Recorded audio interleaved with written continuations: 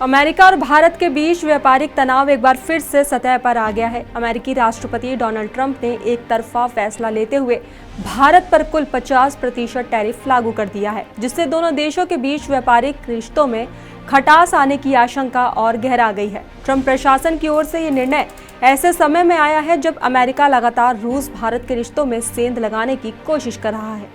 तो वहीं जब वो इसमें सफल नहीं हो पाया तो उसने भारत पर रूसी तेल और हथियार खरीदने के अनुचित आरोप लगाते हुए 25% अतिरिक्त टैरिफ यानी कि पेनल्टी लगाने की घोषणा कर दी है, जो बुधवार से लागू हो गई है। इसका मतलब ये हुआ कि अब अमेरिका भारतीय आयात पर कुल 50% शुल्क वसूलेगा। तो वहीं भारत ने अमेरिका के इस फैसले को पूरी तरह एक तरफा, अनुचित और व्यापार के मूल सिद्धांतों के खिलाफ बताया है। भारत सरकार ने ये स्पष्ट किया है कि वो किसी भी प्रकार के दबाव में झुकने वाला नहीं है। सरकार ने ये भी संकेत दिए हैं कि अमेरिका के इस कदम का प्रभाव कम करने के लिए सभी विकल्पों पर गंभीरता से विचार किया जा रहा है। खासतौर पर कृषि और डेयरी क्षेत्र में अमेरिकी कंपनियों को भारत के बाजार तक पहुंच देने की मांग को भारत ने साफ तौर पर अस्वीकार कर दिया है। भारत का कहना है कि यह क्षेत्र घरेलू सुरक्षा, रोजगार और किसानों के हितों से जुड़ा हुआ है, जिसमें किसी तरह की छूट संभव नहीं है।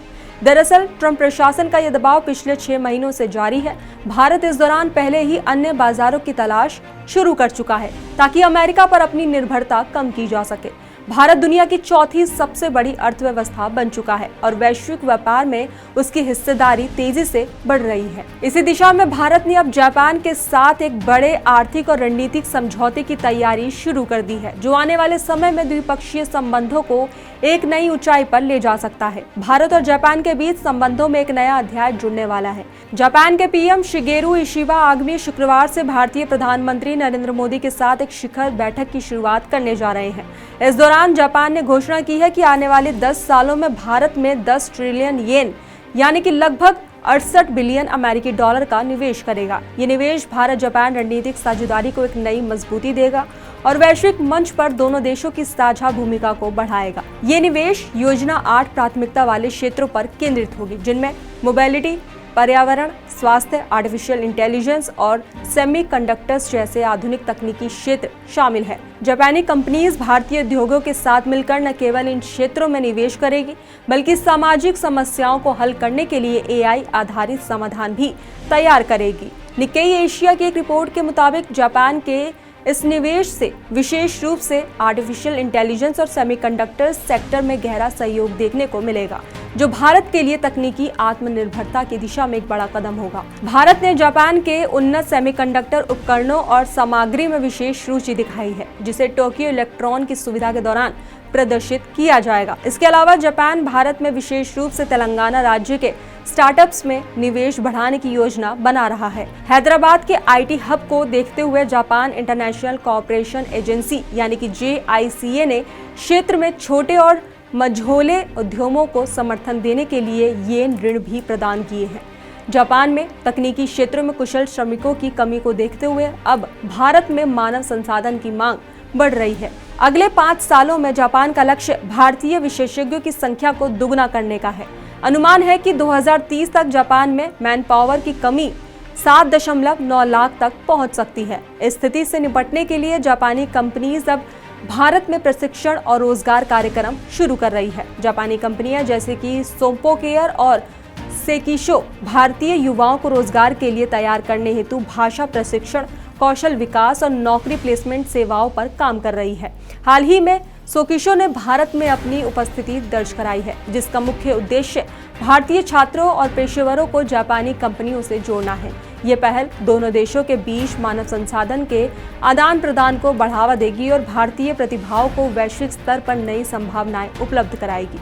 शुक्रवार से ही शुरू हो रही भारत जापान शिखर बैठक में दोनों देश 17 सालों में पहली बार सुरक्षा सहयोग पर संयुक्त घोषणा को संशोधित करेंगे, जो रणनीतिक और रक्षा साझेदारी को और प्रगाढ़ बनाएगा। भारत और जापान इस पहल को सिर्फ व्यापारिक ही नहीं बल्कि क्षेत्रीय और वैश्विक सुरक्षा के संदर्भ में भी महत्वपूर्ण मान रहे हैं। अमेरिका और चीन जैसे देशों के बढ़ते प्रभाव के बीच ये साझेदारी एक संतुलनकारी ताकत के रूप में उभर रही है। तो वहीं इससे आगे आपको बता दें कि अमेरिकी राष्ट्रपति डोनाल्ड ट्रंप ने एक बार फिर से वैश्विक व्यापार के मोर्चों पर कड़ा रुख अपनाते हुए चेतावनी दी है कि वह उन देशों पर कड़ी कार्रवाई करेंगे जो अमेरिकी टेक्नोलॉजी कंपनियों पर डिजिटल टैक्स या फिर डिजिटल सर्विस टैक्स लगाते हैं। ट्रंप ने यह साफ किया है कि अगर ऐसे टैक्स कानून या नियम खत्म नहीं किए गए तो अमेरिका न केवल इन देशों से आने वाले निर्यात पर ज्यादा टैरिफ लगाएगा बल्कि अमेरिका की उच्च तकनीक और चिप्स के निर्यात पर भी प्रतिबंध लगा सकता है। ट्रंप ने अपनी social media platform truth social पर एक बड़ा बयान लिखा है। उसमें लिखा गया है कि मैं उन सभी देशों को चेतावनी देता हूं जहां डिजिटल टैक्स जैसे भेदभावपूर्ण नियम है, अगर इन्हें तुरंत समाप्त नहीं किया गया तो मैं अमेरिका का राष्ट्रपति होने के नाते इन देशों से आने वाले सामान पर और टैरिफ लगाऊंगा। इसके अलावा अमेरिका की सबसे सुरक्षित तकनीकों और चिप्स के निर्यात को भी रोक दिया जाएगा। तो वहीं भारत को लेकर चेतावनी उस वक्त सामने आई है जब ट्रंप सरकार ने भारत पर 50% टैरिफ लगाने का ऐलान कर दिया है, जो 27 अगस्त 2025 से लागू हो चुका है।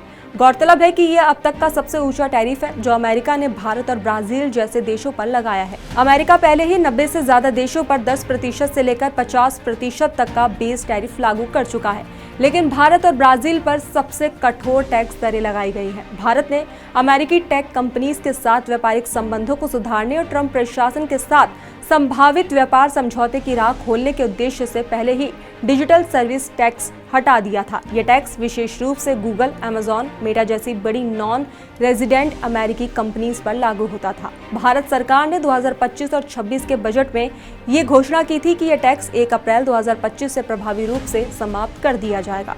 तो वही सरकार की इस पहल के पीछे यही उम्मीद थी कि इससे अमेरिका, विशेष रूप से ट्रंप प्रशासन, भारत के खिलाफ व्यापारिक प्रतिबंधों को नरम करेगा। हालांकि अब जबकि अमेरिका ने भारत पर 50% टैरिफ लागू करने का ऐलान कर दिया है, तो ये समझौता अधर में लटकता हुआ नजर आ रहा है। तो वहीं इस घटनाक्रम के बाद ये चर्चा भी तेज हो गई है कि भारत अब बदले में जवाबी कदम उठा सकता है।